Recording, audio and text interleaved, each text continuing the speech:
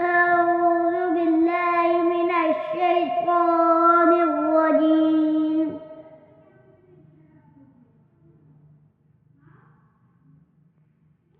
بسم الله الرحمن الرحيم.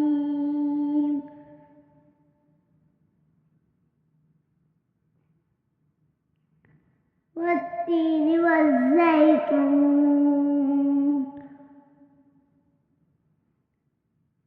وطور سينين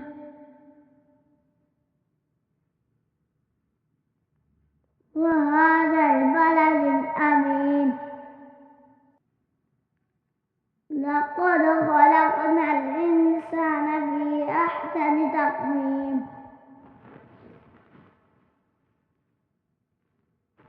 ثم رددناه أسفل سافلين